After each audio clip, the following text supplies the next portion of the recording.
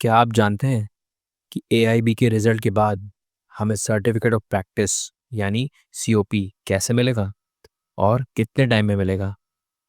आइए जानते हैं इस वीडियो में। आप देख सकते हैं अपनी स्क्रीन पर बार काउंसिल ऑफ इंडिया का सर्टिफिकेट है ये। आपको ये सर्टिफिकेट मिलता है ऑल इंडिया बार एग्जामिनेशन क्लियर करने के बाद।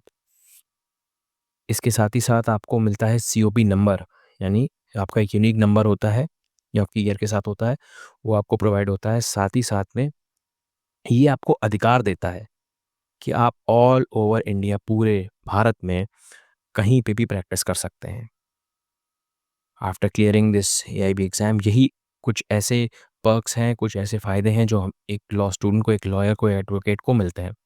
सो इसके साथ ही आपको एक आईडी कार्ड मिलेगा जो स्टेट बार काउंसिल से आपके रजिस्ट्रेशन कार्ड के रूप में मिलेगा। अब जो आपको पहले मिला होगा रजिस्ट्रेशन नंबर या रजिस्ट्रेशन कार्ड, उससे डिफरेंट कलर होगा इसका। हर स्टेट बार काउंसिल का अलग अलग होता है। और साथ ही साथ आपको एक फाइनल रजिस्ट्रेशन सर्टिफिकेट भी मिलेगा स्टेट बार काउंसिल से। ये 3 चीज़ आपको अपने एआईबी के रिज़ल्ट के बाद, एआईबी क्लियर करने के बाद आपको प्रोवाइड होंगी, मिलेंगी, और ये आपको समझना ज़रूरी है।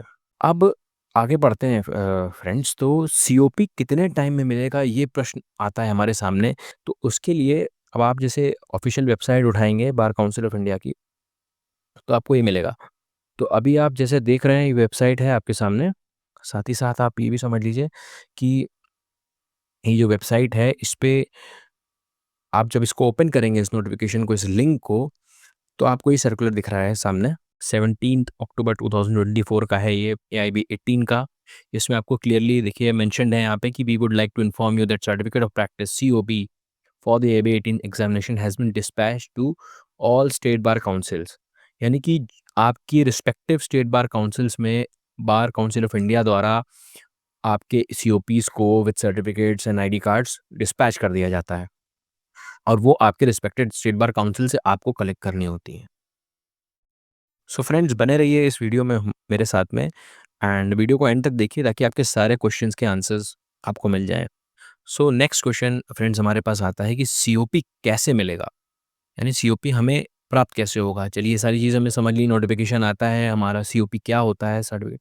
अब हमारे पास जो आता है टाइमलाइन कंप्लीट हो जाने के बाद में कि सीओपी कैसे मिलेगा। तो अब आपको ये अपने रिस्पेक्टिव स्टेट बार काउंसिल से कलेक्ट करना होगा जा कर के, और हर स्टेट का अपना-अपना अलग-अलग प्रोसेस होता है।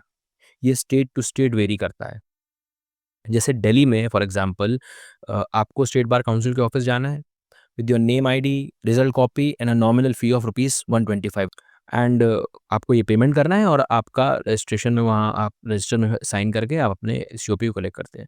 तो वही जैसे मैंने कहा, स्टेट टू स्टेट वेरी कर रहा है। अब आ जाते हैं अगर यूपी में, तो यूपी में फ्रेंड्स, इसमें हमारे पास में आप स्टेट बार काउंसिल के, यूपी स्टेट बार काउंसिल का एक फॉर्म आता है, उसको आप फिल करते हैं, और साथ ही साथ जो है, इसके साथ में अपनी photo and a fee of, nominal fee of rupees 250 आप लगाते हैं, चाहे आप वो डीडी से दें, चाहे कैश दें, और ये आपका वहाँ सबमिट हो जाता है। एंड फिर उसके बाद में कुछ वक़्त के दौरान, कुछ वक़्त बीतने के बाद में आपका ये सीओपी आपके पास आ जाता है। ये हमेशा याद रखिएगा, ये स्टेट बार काउंसिल पे ही आएगा, आपके घर पे नहीं आएगा, तो आपको जाकर के कलेक्ट करना होगा।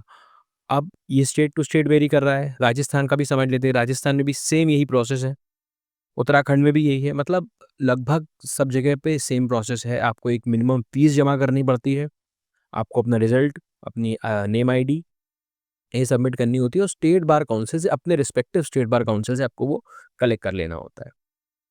तो ये ऐसा कुछ नहीं है कि कोई अलग हो जाएगा बहुत स्टेट्स में। बस ये है कि आपकी फ़ीस का एक थोड़ा-सा डिफ़रेंस आता है, बहुत छोटा-सा डिफ़रेंस होता है, और बस ये होता है कि आपका कुछ स्टेट बार काउंसिल्स फॉर्म भरवा रही होती हैं, जैसे यूपी में आपने देखा, बट दिल्ली में आप नहीं भरवा रही होती, तो ऐसे करके कुछ थोड़ा बहुत डिफ़रेंसेस आता है, बाकी प्रोसेस सेम है। तो अभी और भी स्टेट के लोग अगर इस चीज़ को समझना चाह रहे हैं, तो उनके लिए भी ये सेम प्रोसेस है, कुछ नया नहीं है।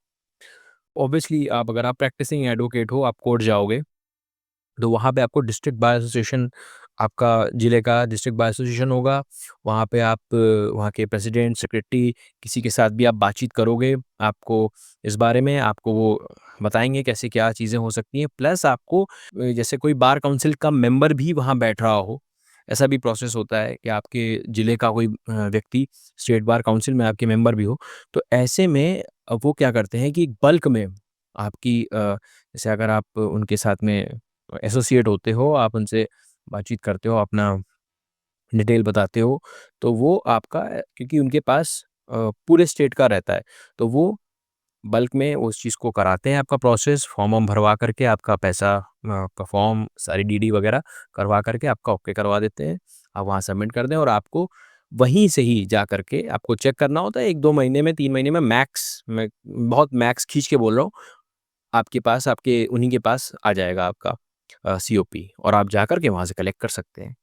तो एक बहुत ही छोटा-सा प्रोसेस है फ्रेंड्स, पर कई बार ऐसा होता है कि जानकारी के अभाव में कभी-कभार हम लोग लेट हो जाते हैं, कई कभी-कभार हमारे पास और भी कोई ऐसी चीज़ आ जाती है जो नहीं हो पाता है चीज़ें। तो अभी हमने इस वीडियो में शॉर्ट वीडियो में हमने समझ लिया है कि कैसे हमें सीओपी मिलेगा। सीओपी क्या है पहला, सीओपी हमें कितने टाइम में मिलेगा और सीओपी कैसे मिलेगा? ये 3 क्वेश्चंस आंसर्ड हैं इस वीडियो में।